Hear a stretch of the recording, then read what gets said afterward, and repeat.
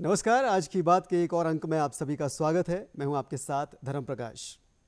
किसी भी देश के उज्जवल भविष्य में युवाओं का योगदान सबसे महत्वपूर्ण होता है। किसी भी देश को, किसी भी राष्ट्र को आगे बढ़ने के लिए युवाओं की भूमिका सर्वोपरि होती है। हिंदुस्तान में भी केंद्र सरकार की तरफ से युवाओं को देश के भविष्य में और देश की राजनीति के प्रति जागरूक करने के लिए विभिन्न तरह के कार्यक्रम चलाए जाते हैं, विभिन्न तरह के प्रोग्राम आयोजित किए जाते हैं। प्रधानमंत्री नरेंद्र मोदी अक्सर ये कहते हैं कि विकसित भारत का जो लक्ष्य लेकर 2047 के लिए वो चल रहे हैं, उसमें युवाओं की भूमिका, युवाओं की भागीदारी सबसे महत्वपूर्ण होती है। और युवाओं की भागीदारी देश के प्रति, देश की राजनीति के प्रति छात्र राजनीति से ही शुरू हो जाती है। देश की राजनीति में, राष्ट्र राजनीति में युवाओं का जो योगदान है, युवाओं की जो भूमिका है, युवाओं का जो रुझान है, उनका जो लगाव है, उसके बारे में बात करने के लिए आज हमारे साथ स्टूडियो में खास मेहमान मौजूद हैं। हमारे साथ हैं अजय बनियाल जी। बनियाल जी, आपका बहुत बहुत स्वागत है। नमस्कार। अजय बनियाल जी हिमाचल प्रदेश सरकार में सहायक लोक संपर्क अधिकारी हैं और साथ ही हिमाचल सरकार और केंद्र सरकार की विभिन्न जो योजनाएं हैं, विभिन्न जो कार्यक्रम हैं, उनके बारे में जनता को जागरूक करने में महत्वपूर्ण भूमिका आप निभाते हैं। छात्र राजनीति और राष्ट्र राजनीति में युवाओं की भागीदारी, उसके बारे में आज बात कर रहे हैं। और इसमें जो राष्ट्रीय युवा संसद कार्यक्रम केंद्र सरकार का है, नेशनल यूथ पार्लियामेंट प्रोग्राम, उसकी एक महत्वपूर्ण भूमिका रहती है। आज के प्रोग्राम में इसी से हम शुरुआत करेंगे और साथ ही साथ जानने की कोशिश करेंगे कि आपके हिसाब से देश की राजनीति में युवाओं का जो भूमिका है, जो योगदान है, वो कितनी महत्वपूर्ण है और कितना ज़रूरी है युवाओं का राजनीति के प्रति एक सकारात्मक रुझान रखना। आपने बहुत अच्छा एक विषय चुना है, युवा राजनीति के अंदर किस तरह अपनी भूमिका निभा सकता है। भारत लंबे समय तक अंग्रेज़ों के अधीन रहा है, ये आप भी जानते हैं, हम भी जानते हैं। स्वतंत्रता आंदोलन जब लड़ा गया तो उसमें सबसे बड़ी भूमिका अगर निभाई है तो युवाओं ने उसमें भूमिका निभाई है। ठीक है, महात्मा गांधी जी ने अपने आंदोलन के अंदर युवाओं को तवज्जो दिया। ठीक है, उसके बाद आप देखिए चंद्रशेखर आज़ाद, भगत सिंह, ऐसे बहुत से क्रांतिकारी हुए जो युवा थे। उन्होंने अपनी राजनीति, अपने कैंपस को एक आधार बना के जो है अपने आंदोलन को एक अंजाम तक लेके गए। वक्त बदलता गया, छात्र आंदोलनों से निकलते हुए, कैंपस से निकलते हुए ही 1960 और 70 के दशक में आप अगर देखेंगे तो बहुत से राज्यों की, जैसे गुजरात, बिहार, असम के राज्यों की राजनीति की जो परिदशा थी, वो सारी जो है छात्र राजनीति ने तय करी थी। आज भी अगर आज के संदर्भ में देखा जाए तो बहुत से देश, आप माने अमेरिका ले लीजिए, ऑस्ट्रेलिया ले लीजिए, बहुत से देशों में जो है युवाओं को तवज्जो दी जाती है। 18 साल का हो जाता है, उसे मतदान करने का अधिकार है, उसे चुनाव लड़ने का अधिकार भी है। तो युवाओं के कंसेप्ट में, हिमाचल हो या देश भारत के अंदर हो, युवाओं की भूमिका बहुत बड़ी बनती जा रही है। आदरणीय मोदी जी का एक बहुत अच्छा एक कंसेप्ट उन्होंने रखा है कि हम एक लाख युवा ऐसे लेकर आएंगे जो न किसी परिवार से हों, परिवारवाद की राजनीति से उठकर आए हों और आम लोगों के हों। लेकिन वो 1 लाख लोग कौन होंगे? वो एक लाख लोग वो लोग होंगे जिनका राजनीतिक दृष्टिकोण बिल्कुल अलग होगा, जो परिवारवाद की राजनीति से हटकर आए, जो कैंपस के अंदर अपने आंदोलनों के अंदर अपनी वैचारिक क्षमता के दम पर जो निकल कर आएंगे। उन युवाओं को राजनीति के अंदर लाकर भारत को एक महान शक्ति के रूप में तैयार करने का एक जो संकल्प है देश का 2047 तक, जो हम आत्मनिर्भर भारत का कंसेप्ट देख रहे हैं, तो वो उसकी एक कड़ी में एक बहुत ही महत्वपूर्ण बन जाता है। तो मेरा तो ये मानना है निजी तौर पे भी कि युवाओं का देश भारत है और हमारी 35 आयु वर्ष तक के युवा जो है माने जाते हैं और 45% तक का हिस्सा जो युवा पीढ़ी के अंदर है। तो भारत तो युवा देश है ही है। तो हमें नीतियाँ निभाने में और युवाओं का जोश लेकर, उनकी जो बौद्धिक क्षमता है, उनका जो उत्साह है, उनका जो ऊर्जा है, उसका सही तरह से इस्तेमाल करने के लिए भारत की राजनीति में युवाओं का योगदान होना बहुत ही आवश्यक है। ठीक है, और इसको लेकर केंद्र सरकार का जो राष्ट्रीय युवा संसद कार्यक्रम है, नेशनल यूथ पार्लियामेंट प्रोग्राम, पहले तो ये प्रोग्राम है क्या, उसके बारे में आपसे जानना चाहेंगे। और दूसरा ये कि युवाओं को राष्ट्र राजनीति की ओर और देश के निर्माण में उनके योगदान के प्रति जागरूक करने में इस तरह के कार्यक्रम, इस तरह के प्रोग्राम क्या भूमिका निभाते हैं? जी बिल्कुल सही आपने ये जो सवाल किया, बहुत वाजिब सा सवाल है कि ये जो युवा संसद वाला कंसेप्ट है 2019 के अंदर, फरवरी के अंदर पहली बार आया, फिर उसको नवंबर के अंदर अपडेट किया गया कि लोकतांत्रिक मूल्यों को कैसे विकसित किया जाए, युवा के अंदर जो वैचारिक क्षमता है उसको कैसे बढ़ाया जाए। ठीक है, वो लोगों की डिमांड्स को, लोगों के मुद्दों को किस तरह एक समाधान तक लेके जाएं, समस्याओं के ऊपर ही चर्चा ना करके समाधान तक कैसे लेके जाएं। तो ये 3 स्तर पे ये प्रोग्राम चलता है। आप जिला स्तर से स्टार्ट होता है, फिर राज्य स्तर पे होता है और फिर राष्ट्रीय स्तर के ऊपर होता है। तो ये इस बार जो टारगेट था वो एक राष्ट्र एक चुनाव का अलग थीम के मुताबिक जो ये कार्य किया गया, और इसमें करीब 300 जिलों ने पूरे देश के अंदर 300 जिलों के अंदर ये प्रतियोगिता हुई। और उसके बाद आपने देखा होगा कि दिल्ली के अंदर एक बहुत अच्छे तरीके से युवा सांसद कार्यक्रम हुआ और उसमें सम्मानित भी है। और गर्व की बात है कि हिमाचल के भी 2 जो थे युवा उसमें सम्मानित हुए। तो फ़ख्र की बात होती है। हम उनकी पोस्ट शेयर करते हैं, उनके बारे में चर्चा करते हैं कि उन्होंने संसद के अंदर विभिन्न मुद्दों के ऊपर चर्चा की, उसके बाद अपने व्यू पॉइंट रखे किस तरह संसद का बिल बनता है। तो एक जो वो एक एक्टिविज़म है, सोच जो विकसित की जा रही है इस प्रोग्राम के माध्यम से, वो बहुत ही अच्छी है। स्कूल स्तर से तैयार करते हुए आप कैंपसेस के अंदर, शैक्षणिक संस्थानों के अंदर एक बहुत अच्छा प्रोग्राम है जो एक उन लोगों के लिए, उन बच्चों के लिए वो सच में ये चाहते हैं कि राजनीति के अंदर हम लोग भी भूमिका निभा सकते हैं, भले हमारा बैकग्राउंड गैर राजनीतिक रहा हो। तो ये एक अच्छा प्रोग्राम।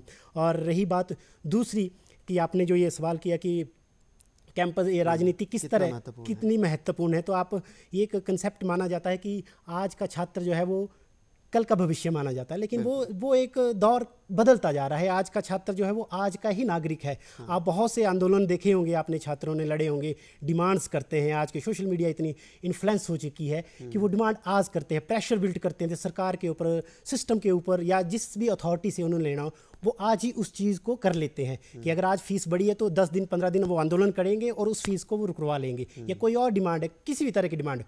तो आज का छात्र आज की नागरिक की भूमिका में बहुत प्रभावशाली हो जा रहा है। लेकिन देखना ये है कि क्या छात्र सच में अपने वैचारिक जो मूल्य हैं उनको जीवित रख पा रहा है, उसकी विचारधारा उस तरह की है, उसकी समाज हित में वो विचारधारा है, क्या उस विचारधारा के अनुरूप वो अपने समाज को जोड़ पा रहा है। क्या ये जरूरी नहीं है किसी राजनीतिक संगठन के साथ ही अटैच होकर आप किसी सामाजिक मुद्दे का समाधान कर सकते हैं। बहुत से ऐसे तरीके आज की डेट में हैं कि लोग गैर राजनीतिक भूमिका के होने के बावजूद भी लोगों की समस्याओं का समाधान कर रहे हैं। तो छात्र राजनीति हो या फिर युवाओं की राजनीति के अंदर भूमिका, वो सक्रिय होनी चाहिए, लेकिन वो कंस्ट्रक्टिव होनी चाहिए। वो दिखनी चाहिए कि असल में किसी ने कोई काम किया। अगर मैं +2 पढ़ा हूँ तो मेरी उस शिक्षा का लाभ मेरे गाँव के लोगों को, मेरे आसपास के क्षेत्र के लोगों को मिलना चाहिए। मेरा ये लक्ष्य होना चाहिए। ये एक युवा की सोच होती है। ज़ाहिर तौर पर इस सोच को आगे बढ़ाने के लिए कोशिशें भी अपने अपने स्तर पर होती हैं। राष्ट्रीय राजनीति के जो बड़े चेहरे हैं उनका अगर हम जिक्र करें तो उसमें बहुत सारे लोग आपको ऐसे मिल जाएंगे जो छात्र राजनीति से निकलकर राष्ट्रीय स्तर पर राजनीति में एक बड़े मुकाम तक पहुंचे हैं। देश के जो भी नीति निर्माता हैं उसमें महत्वपूर्ण भूमिका अपने निभाते हैं, अपने सुझाव देते हैं। लेकिन शैक्षणिक संस्थानों में राजनीति, जो छात्र राजनीति है, उसको लेकर अक्सर सवाल भी खड़े होते हैं।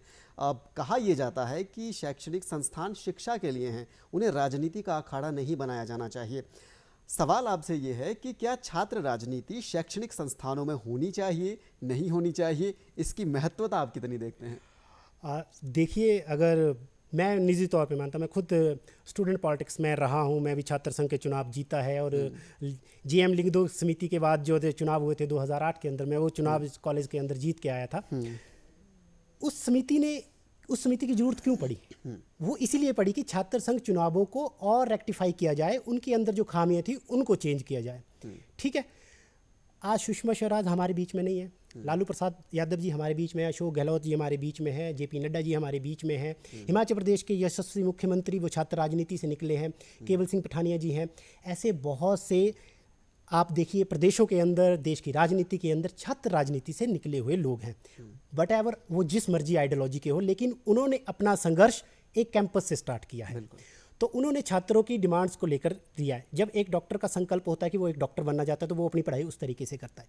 तो राजनीति भी एक प्रोफेशन के तौर पे, समाज सेवा के कंसेप्ट से इसे जोड़ लीजिए, एक प्रोफेशन है जिसकी सोच है कि वो चाहता है कि राजनीति के अंदर कुछ करना है, तो उसको उस सिस्टम में उसके आना चाहिए। लेकिन वो सिस्टम कैसे डेवलप होगा, वो कितना सिक्योर होगा, उसके पैरामीटर कैसे होंगे, हम कैसे रिफाइन कर सकते हैं। अगर हमने किसी रेते को छानना है तो हम बहुत बारीक छाननियों का इसमें इस्तेमाल करेंगे, और जितनी बारीक छाननी होगी उतनी अच्छी क्वालिटी का रेता हमारे पास आएगा।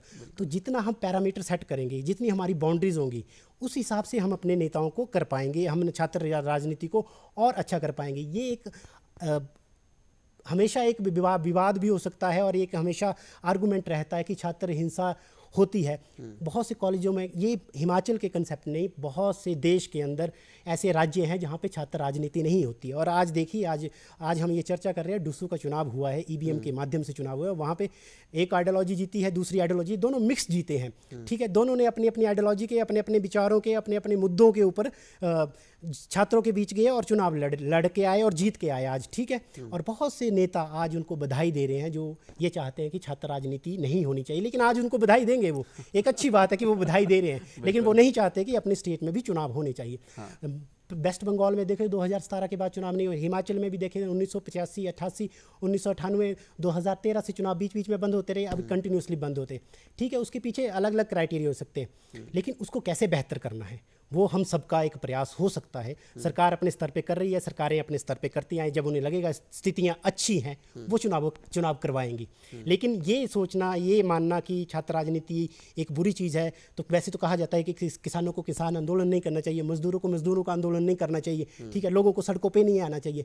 ठीक है, राजनीति से लोगों को दूर रहना चाहिए। तो फिर राजनीति करनी किसे चाहिए? बिल्कुल, जब 18 साल के व्यक्ति को अपने देश के पंचायत प्रधान से लेके देश के सांसद चुनने तक का अधिकार है, तो क्या वो अपने क्लास के अंदर एक रिप्रेजेंटेटिव को नहीं चुन सकता? क्या उसकी क्षमता इतनी नहीं है कि क्लास के अंदर कौन अच्छा है कौन गलत है मैं उसको अपने वोट के माध्यम से चुन सकूं?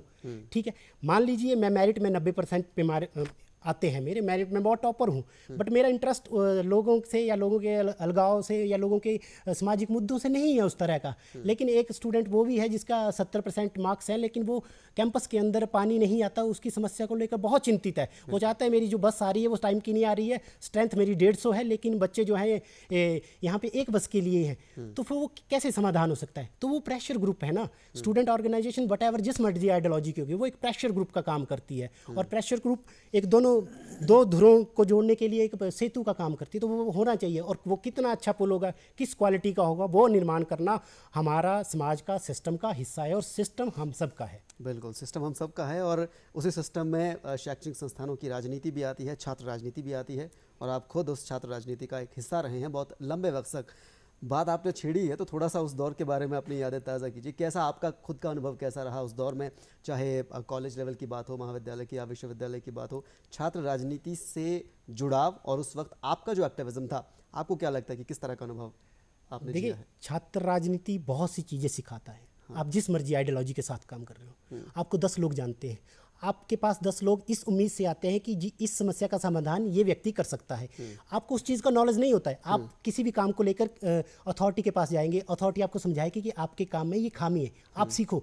आप 100 में से 10 बंदे एप्लीकेशन लिख सकते हैं, 90 नहीं लिख पाते हैं। लेकिन स्टूडेंट लीडर को पता है कि एप्लीकेशन किसको लिखनी है, कंट्रोल ऑफ एग्जामिनेशन को लिखनी है, रजिस्ट्रार को लिखनी है, वीसी को लिखनी है, कैसे लिखनी है, उसे वो पूरी प्रोसेस पता होती है। ठीक है, आप एक बात मानिए, हमारे समय में दौर था, बहुत अच्छी राजनीति होती, लड़ाइयाँ भी होती थी, लड़ाइयाँ होती, युवाओं के अंदर जोश है। आज क्या लड़ाइयाँ नहीं हो रही? लड़ाइयाँ हो रही हैं, होंगी, वो क्लैशेस चलते रहेंगे। और ये आज से नहीं है, जब से पहले इंसान की उत्पत्ति के बाद से क्लैशेस चले हैं, घरों के अंदर लड़ाइयाँ हो रही हैं। तो इसका ये मतलब थोड़े कि घरों में दोबारा डाल के रख दो, ठीक है, तो वो लड़ाइयाँ होती रहेंगी। लेकिन वो बेहतर कैसे करनी है, उनके मन मुटाव को कैसे किस तरह दूर करना है। तो छात्र राजनीति आपको एक लीक से हटकर सिखाती है आपका सिस्टम में कैसे है।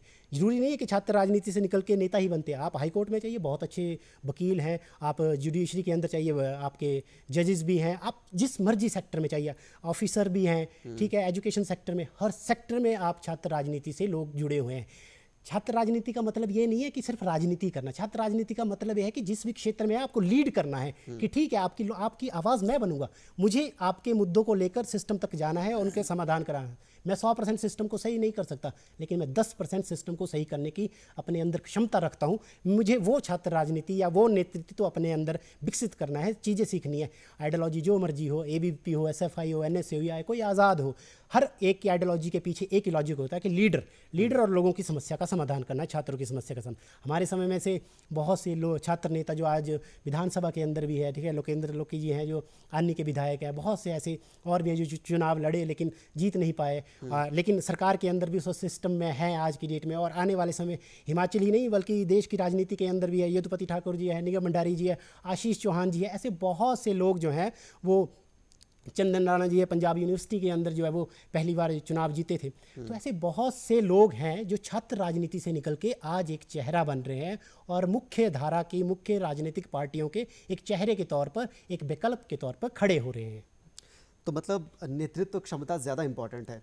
इस बात से फ़र्क नहीं पड़ता कि आप पार्टी में कहाँ तक जा रहे हैं, राजनीति में कहाँ तक जा रहे हैं, लेकिन आपके अंदर जो लीडरशिप क्वालिटी है, प्रधानमंत्री मोदी भी अक्सर इसका जिक्र करते हैं कि युवाओं में नेतृत्व क्षमता होनी चाहिए। रोज़गार की जब वो बात करते हैं तो रोज़गार करना, रोज़गार लेना इससे ज़्यादा ज़रूरी है कि खुद को इस काबिल बनाइए कि आप रोज़गार देने वाले बने, आप में वो नेतृत्व क्षमता हो कि आप लोगों को साथ लेकर चलें। जो नेशनल यूथ पार्लियामेंट प्रोग्राम है वो भी एक तरह का ऐसा ही प्रोग्राम है, लेकिन उसके अलावा आपके हिसाब से आपको क्या लगता है कि युवाओं को राजनीति की तरफ जोड़ने के लिए, उनका झुकाव बढ़ाने के लिए सरकारी स्तर पर क्या प्रयास किए जाने चाहिए जिससे युवाओं के अंदर वो भावना पैदा हो सके कि राजनीति भी राष्ट्र सेवा है, चाहे वो छात्र राजनीति से शुरू करना हो या फिर पंचायत स्तर की आपने जो बात करी है, अलग अलग लेवल जो पॉलिटिक्स के होते हैं, युवाओं की भागीदारी उनमें बढ़े, उसको लेकर गवर्नमेंट लेवल पर क्या एफर्ट्स और ज़्यादा होने चाहिए आपके मुताबिक? डॉक्टर अब्दुल कलाम जी, आप जानते हैं, उन्होंने बहुत अच्छी एक बात कही थी कि युवा, हमारे समाज के अंदर युवा एक ऐसा संसाधन है, अगर समाज का वर्ग इस वर्ग का सही से इस्तेमाल करे तो भारत महाशक्ति बनने से कोई नहीं रोक सकता उसको। ठीक है, तो क्या हम उस महाशक्ति बनने की दिशा में आगे बढ़ रहे हैं? हम आज की देश में अगर आप बात करें 2010 के आसपास या 2012-13 के आसपास, हमारे पेटेंट जो रिकॉर्ड होते थे वो 4000 सालाना के पेटेंट रिकॉर्ड होते थे युवाओं के या जो भी थे। आज की डेट में हमारे युवाओं के पेटेंट अगर रिकॉर्ड हो रहे हैं साल में, वो 15,000 12,000 से ऊपर औसतन है।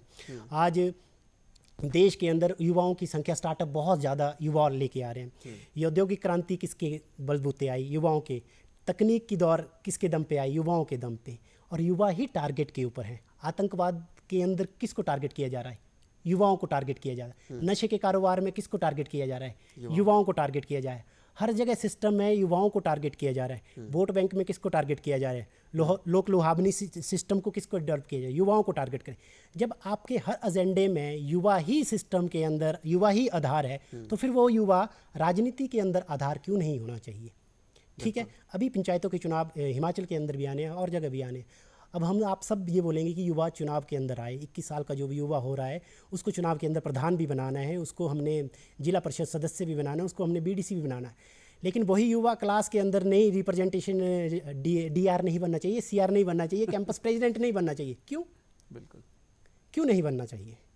जब हमें युवा प्रधान चाहिए, हमें युवा जिला परिषद सदस्य चाहिए, जब हमें युवा चाहिए, हम एक चीज़ को तैयार है ना, हम आम का पौधा लगा रहे तो उसमें बबूल सेब की उपज की उम्मीद नहीं रख सकते। हमें बचपन से देखना है कि हमने अगर नेता तैयार करना है तो उसको कॉलेज से निकालो। क्या हो गया? आप पैरामीटर सेट करो कि 80% वाला ही सेट जो है चुनाव लड़ पाएगा, जिसकी अटेंडेंस जो होगी 90% होगी वही चुनाव लड़ पाएगा। क्राइटेरिया सेट करो उतने लेवल का कि जिससे हमारे पास ऐसी क्रीम निकल के आए कि बहुत अच्छा। आप युवा संसद का कार्यक्रम में भाषण देते हैं, क्या ज़बरदस्त भाषण देते हैं, जब सुनते हैं तो रोंगटे खड़े हो जाते हैं कि यार ये लीडर है। लेकिन वो निकल कर जा कहाँ रहे हैं? क्या उस शक्ति का हम यूज़ कर पा रहे हैं? क्या उनको हम सिस्टम में उस पोजीशन पे लेके आ रहे हैं? क्या चुनावों के अंदर उनको चेहरा बना पा रहे हैं? नहीं बना पा रहे ना, तो वो कहाँ इम्प्लीमेंटेशन है? क्या हम एक सिलेबस के तौर पे राजनीति शास्त्र एक विषय हो सकता है, पढ़ा रहे हैं, लेकिन लीडरशिप एक विषय के तौर पर क्या हमने स्कूलों के अंदर, कॉलेजों के अंदर या कैंपसेस के अंदर शुरू किया? रिसर्च के टॉपिक के ऊपर उनके बारे में कोई चर्चा की? क्या कोई ऐसी पॉलिसी लेके आई कि लोगों की एक धारणा बदल जाए कि युवा जो है वो जोश तो रखता है लेकिन होश के साथ साथ एक नीति निर्माण में भी कर सकता है? तो वो सरकारों को और सबसे इम्पॉर्टेंट समाज को, समाज का प्रारूप जो रूप होती है वो सरकार होती है। तो समाज जैसा चाहेगा सरकार वैसा करेगी। प्रेशर बिल्ड करेगी सरकार के ऊपर, सरकार को करना पड़ेगा, सरकारें करती भी हैं और वो समय समय पे करती है। चुनाव अगर बंद हुए हैं तो बहाल भी सरकारों ने करवाए हैं, तो वो तब करवाए हैं जब प्रेशर बिल्ड हो और स्थितियाँ बदली हैं, तो चेंजेस होते हैं। तो मेरे हिसाब से या मेरे निजी तौर पे ये मानना है कि ज़्यादा से ज़्यादा एक्टिविज़म बढ़ाना चाहिए। ठीक है, और लोकतांत्रिक देश है भारत, तो लोकतांत्रिक प्रक्रिया जितनी पारदर्शी होगी, जितनी ज़्यादा होगी, उस चीज़ को डेवलप करने के लिए हमें पूरे सिस्टम को चेंज करना होगा। हमें स्कूल कॉलेजेस के अंदर वो सिस्टम डेवलप करना होगा कि किस तरह से आप अपनी विचारधारा को, अपनी जो एक विचारधारा, कौन सी विचारधारा? समाज के प्रति, अपने देश के प्रति, कि मैं अपने क्षेत्र के प्रति अपने देश को किस तरह रिप्रेजेंट करना है, मुझे अपने स्कूल की समस्याओं को, कॉलेज की समस्या को, यूनिवर्सिटी की समस्या को किस तरह ख़त्म करना है, वो एक विचारधारा, एक वैचारिक मतभेद को भुलाकर कंस्ट्रक्टिव वे में होनी चाहिए, समाधान करती हुई एक विचारधारा और एक माहौल विकसित करना होगा। किन्हीं दायरों में बांध के हमें नहीं सोचना होगा, हमें दायरों से बाहर बढ़ना होगा। बिल्कुल, दायरों से बाहर जाना ज़रूरी है, तभी कंस्ट्रक्टिव जो सोच है जिसकी आप बात कर रहे हैं उसको अचीव किया जा सकता है। लेकिन जब युवाओं की हम बात करते हैं तो आज के दौर में, आज टेक्नोलॉजी का युग है, आज डिजिटल दौर है, सोशल मीडिया का जिक्र करना बहुत ज़रूरी हो जाता है, क्योंकि सोशल मीडिया का जो इम्पैक्ट है युवाओं पर आज के दौर में वो सबसे ज़्यादा है। पहले तो आपको क्या लगता है, क्या सोशल मीडिया की जो भूमिका है युवाओं के जीवन में आज के दौर में वो कितनी इंपॉर्टेंट है? क्या उसके कोई पॉजिटिव रिजल्ट्स आ रहे हैं, नेगेटिव रिजल्ट्स आ रहे हैं? और जो हम पॉलिटिक्स की बात कर रहे हैं, राजनीति की बात कर रहे हैं, उसमें युवाओं के दृष्टिकोण से क्या इंपॉर्टेंस आज के दौर में है सोशल मीडिया की? देखिए, कोई भी चीज़ हो उसके पॉजिटिव और नेगेटिव दोनों एक्सेप्ट होंगे, है ना।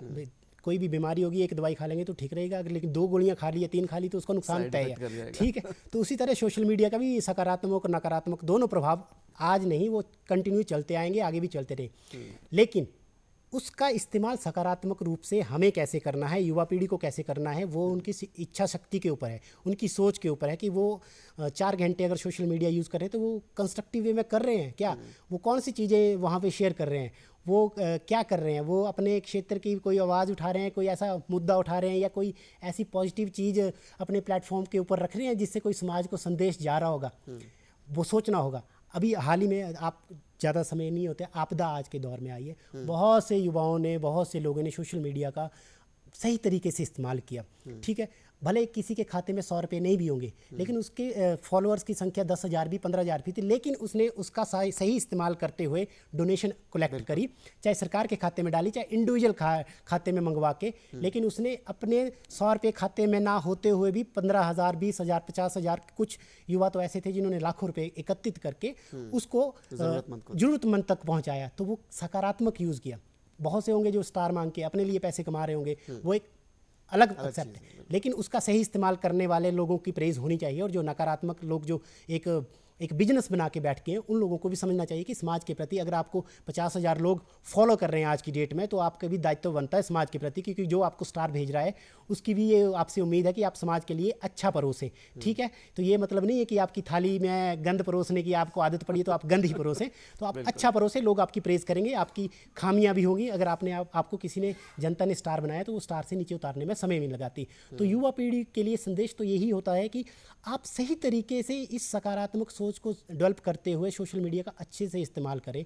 बहुत से लोग आपको जानते हैं, बहुत से लोग आपके एक पोस्ट के माध्यम से आपका भला भी हो सकता है, आप किसी के चेहरे पे मुस्कान ला सकते हैं। तो उन लोगों के लिए सोशल मीडिया बहुत एक अहम भूमिका निभाते हैं। और राजनीति के अंदर आज की डेट में कोई भी मुद्दा ऐसा नहीं है कि आपके पास कम है या आपके पास फॉलोअर नहीं है तो आप उसको मुद्दा नहीं बना सकते। आपके पास मुद्दा सही का है, आपके 10 ही फ्रेंड है, लेकिन वो 2 मिनट में किस तरह से एक बहुत बड़ा मुद्दा बन जाएगा सोशल मीडिया, वो पेपर नेपाल के अंदर अभी आपने जो देखा है वो सोशल मीडिया का ही कमाल है। तो वो उसका नतीजा है।